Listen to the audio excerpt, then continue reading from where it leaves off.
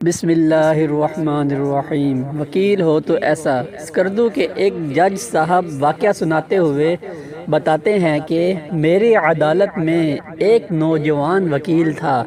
اس نے P H D physics کر رکھی تھی اور وکالت کے پیشے سے منسلک تھا۔ انتہائی زیر تھا، بات انتہائی مدلل کرتا تھا۔ اس کی خوبی یہ تھی کہ وہ ہمیشہ مظلوم کے ساتھ کھڑا ہوتا تھا۔ میری والدہ کی قسمت اچھی تھی کہ وہ گورنمنٹ اسکول میں ٹیچر لگ گئیں، جبکہ میری خالہ کو سرکاری ملازمت نہ مل سکی۔ میرے نانا نے بھٹا سے قرض لے کر اپنی بیٹیوں کی شادیاں کی۔ میری والدہ نے گھریلو اخراجات سے بچت کر کے میرے نانا کی قرض اتارنے میں مدد کی، مگر پھر میرے والد صاحب نے ان کو منع کر دیا تو میرے نانا خود ہی قرض کے عوض مزدوری کرنے لگے۔ میری والدہ نے میرے والد سے چوری چھپے اپنا زیور بیچ کر میرے نانا کے قرض ادا کیے، ان کی تجہیز تکفین کا انتظام کیا۔ اس معاملے میں میرے ددحیال والوں نے میری والدہ سے کوئی تعاون نہ کیا، یہاں تک کہ میرے والد نے بھی نہیں۔ نانا کی وفات کے بعد میری خالہ کے سسرال والوں نے میری خالہ کو مجبور کرنا شروع کر دیا کہ وہ میری والدہ سے گھر کے اخراجات کا مطالبہ کرے۔ میری خالہ نے انکار کر دیا تو ان کو طلاق ہو گئی، مگر نہ تو ان کا کوئی سامان واپس کیا گیا اور نہ ہی زیور، بلکہ ان کا حق مہر بھی نہ دیا گیا۔ میری والدہ اور خالہ کے پاس آخری سہارا قانون کا تھا اور قانون طاقتور کی باندھی ہے۔ میری والدہ اور خالہ نے ہائی کورٹ تک کیس لڑا مگر اپنا حق نہ لے سکے، اور پھر خالہ ہائی کورٹ میں کیس سنوائی کی پیشی کے بعد واپس آئیں اور خود سوزی کر لی۔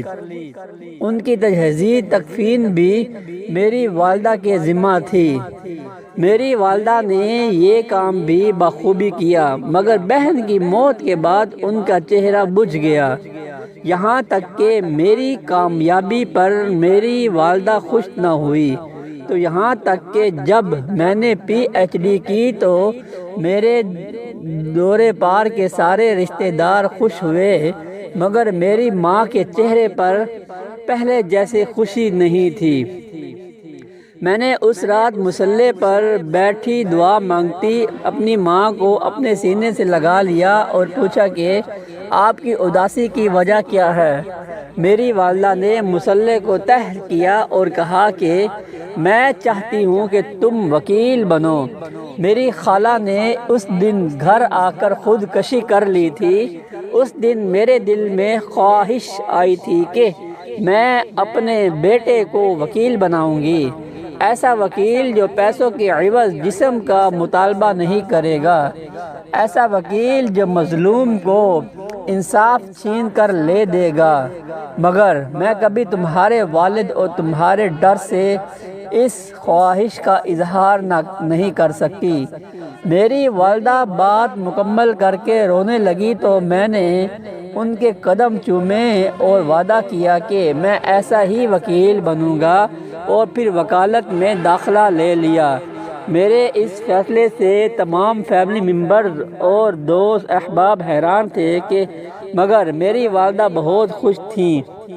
میں جب تک جاگ کر پڑھتا رہتا تھا، میری والدہ میرے ساتھ جاگ کر آیت الکرسی پڑھ کر مجھ پر پھونکتی رہتی تھی۔ میں نے وکالت میں بھی گولڈ میڈل لیا اور اپنی ماں کا خواب پورا کر دیا، مگر افسوس کہ میری والدہ اس خواب کی تعبیر نہ دیکھ سکی۔ چند ماہ پہلے میں نے ایک یتیم لڑکی کا کیس لڑا، نہ صرف اس کا سامان اور حق مہر لے کر دیا بلکہ اس کے بچوں کا ماہانہ خرچ بھی لے کر دیا۔